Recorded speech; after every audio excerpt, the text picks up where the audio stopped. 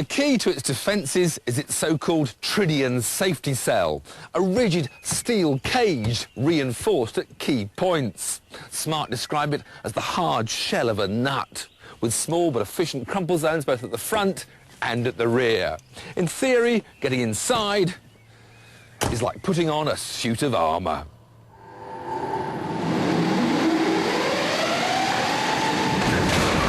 Even when it hits something more than twice as heavy, the bit where you sit is remarkably unaffected.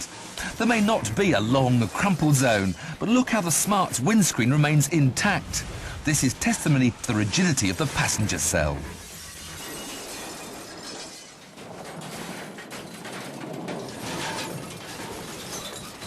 The downside of the shell's rigidity is that there's a greater potential for the crash forces to be transmitted through to the passengers.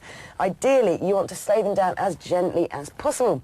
So you get seatbelt tensioners that stop you lurching forward violently, and they're fitted with force limiters that give you a bit of slack before they dig into your chest.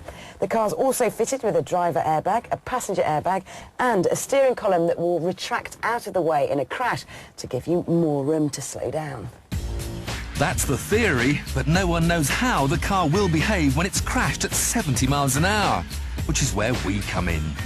We've enlisted the help of engineering guru Dr. James Brighton. His team have converted a Smart so that the brakes, steering and throttle can be operated via remote control. Dr. Kim Blackburn will guide the Smart from a chase car straight into 20 tonnes of concrete block. It'll be similar to losing control at 70 miles an hour and spearing off into the temporary barriers on a motorway. Surely now the Smart has met its match. Kim to James, 10 seconds. 10, 20, 30, 5, give me straight, thank you. 40, 5.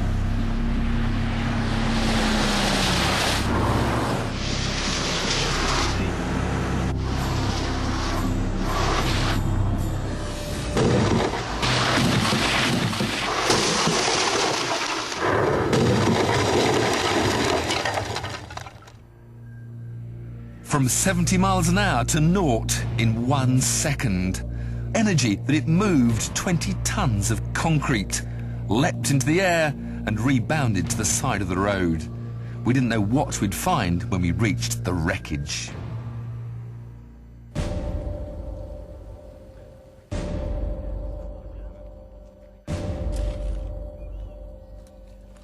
The steel cage has certainly done its job really well. You can still see the original shape, just that one nasty kink there.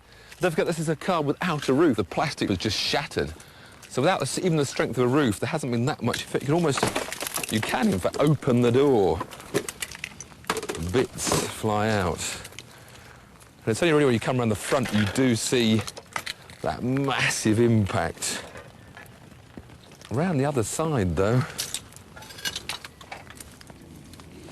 it still looks remarkably like a Smart car. You can see the full shape of the door.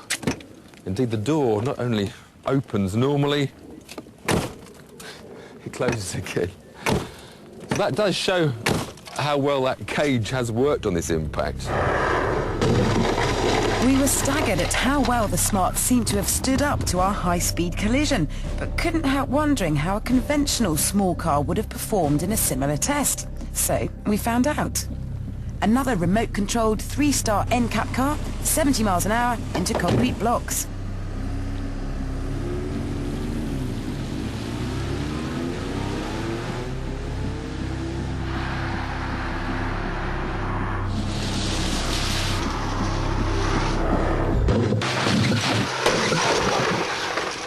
Without a super stiff structure like the Smart's, you can see how this car's bodywork ripples as the shockwave dissipates.